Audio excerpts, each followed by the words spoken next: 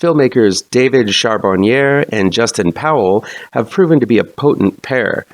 In the last year, 2 films were released by the two, and both of them were fear-filled winners. This is M.L. Miller Frights' Best in Horror Countdown 2020-2021. Number 23.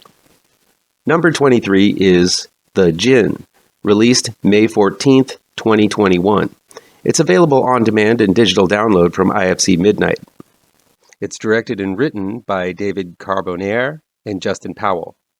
Ezra Dewey plays Dylan, a 13-year-old latchkey kid who speaks in sign language due to an unspecified wound to his chest which keeps him from speaking. Dylan is a lonely kid, close with his dad, played by Rob Brownstein, and home alone a lot because his mother left them when he was much younger. All Dylan wants is to be normal, and he would do anything to have this dream come true. Having just moved into a new home with his dad, Dylan happens upon an old box left from the previous occupant. Inside the box is what looks to be a book of spells, packaged up and dusty from disuse.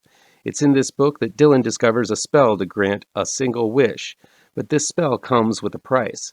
It summons an ancient spirit known as a djinn, occasionally mispronounced as djinn, otherwise known as a genie. Dylan finds himself trapped in his home, desperately trying to survive the night, with a djinn hot on his heels and hungry for his soul. The djinn does something that many other films attempt and fail to do.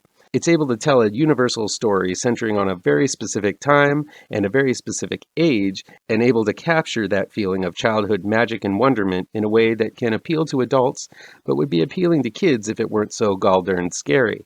It tells a story that is all of the limitations of the era it was made, but it doesn't fetishize the era with annoying product placement, clumsy exposition, or obvious tugs at longings for yesteryear. The fact that there are no cell phones or computers, and Dylan is a latchkey kid, are basically the only 2 factors which set this film apart from being a modern one. The Djinn tells an intimate story.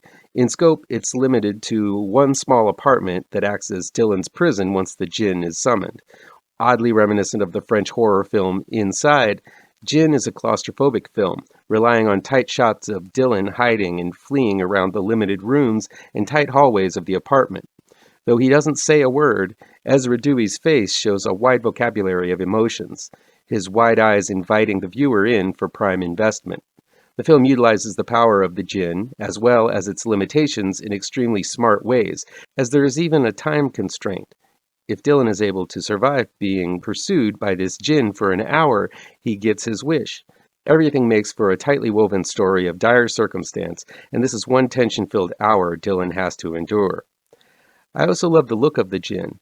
Rather than depict the evil spirit as all misty and mystical, the djinn takes the form of people Dylan knows. Sure, it's a way of getting around a lot of CG effects and making the threat more tactile, but it also highlights a more psychological horror, as the evil spirit not only becomes an escaped fugitive Dylan hears about on the news, but also his mother, who he has plenty of issues with. Even without things getting all wish-mastery, the demon is able to get under the skin of its victims, as it assumes the visage of those closest to Dylan's dreams and nightmares. There's a minimal CG usage, and what is used is effective, but the real terror happens within the scene and in Dylan's mind. This being a modern fairy tale of sorts, The Djinn ends with a ballsy and emotionally potent gut punch.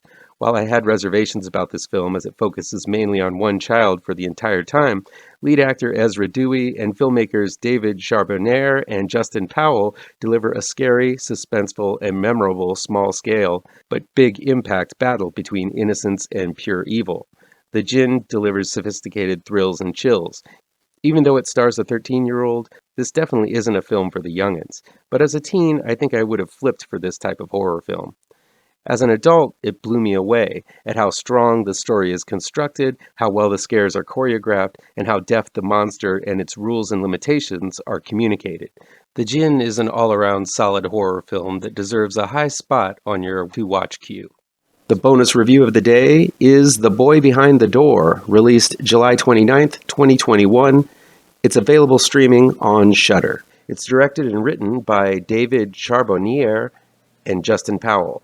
Two best friends, Bobby and Kevin, played by This Is Us's Lonnie Chavis, and the Gin's Ezra Dewey, respectively, are abducted on their way to a baseball practice and wake up in a house in the country.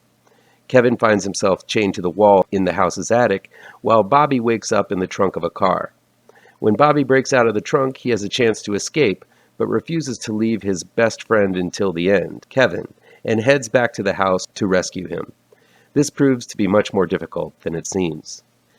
The Boy Behind the Door is an extremely tense and well-paced cat-and-mouse thriller reminiscent of Don't Breathe, Mandy, and strangely enough, The Shining.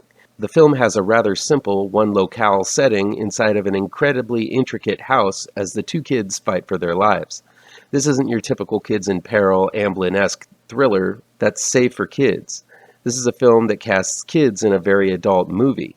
There are horrific plans for these kids by their abductors, and this film isn't shy about the heights of peril they are in. So while one might feel like it would be a good idea to watch this film with your kids, given the child leads, this is an intense, adult, and gnarly little film that will make even adults squirm at times due to the themes of abduction, child pornography, harsh language, intense violence, and sexual undertones. Still, there are moments that really highlight the way the filmmakers embrace the perspective of a child. As with co-filmmakers' previous films, The Djinn, childhood friends David Charbonnier and Dustin Powell really do inject a lot of heart and soul into the story, making you believe that these two kids are the best of friends. There's a very specific scene that will definitely get a chuckle out of you where the kids find an old rotary phone but don't know exactly how it works.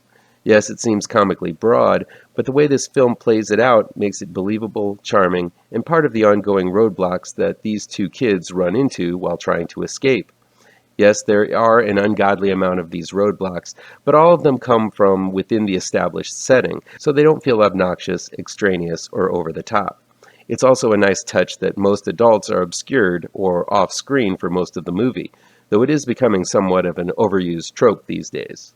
There are a few scenes where it feels like these kids are speaking lines adults have written for them, but both Lonnie Chavis and Ezra Dewey are extremely likable, relatable, and spunky little actors, so most of the time this isn't an issue. True Bloods Christian Bauer Van Straten and Micah Hoffman deliver strong performances as the few adults taking up space in this film. Van Straten is especially good in a performance that allows her to get down and dirty, which is a break from her usual dolled-up appearance. The issues I had with The Boy Behind the Door are minor. There are some extremely predictable moments. Coincidences and happenstance occurs quite a bit later in the film. None of these developments come from out of the blue, but they do feel like they are easy solutions that could have been punched up more creatively. There's also an unnecessary one-note joke that will immediately date this film, as the abductor's car has a Make America Great Again bumper sticker that is bound to cause an eye roll or two from both conservatives and liberals alike for how broad and easy a shot that was. There's also a line late in the film involving race that I felt was inserted solely to declare the filmmaker's politics, which didn't really need to be there. That said, the nods to The Shining were actually pretty inventive. Given that this is a completely different type of film, with The Shining involving supernatural elements and the focus on the breakdown of adult characters, the use of similar scenes, especially involving the axe, which is heavily foreshadowed in the opening moments, caused me to grin wildly. Despite some predictability and unnecessary current-world politics, The Boy Behind the Door is an intense and effective chase from start to finish. It would make a wonderful little double feature with the filmmaker's other film, The Djinn, as both capture a dangerous world through the eyes of a child and involve a rampant cat-and-mouse tempo from beginning to end. Come back tomorrow for the next installment to the Best in Horror Countdown 2021. If you hit all the pertinent bells and whistles down below, you're sure never to miss it. See you then.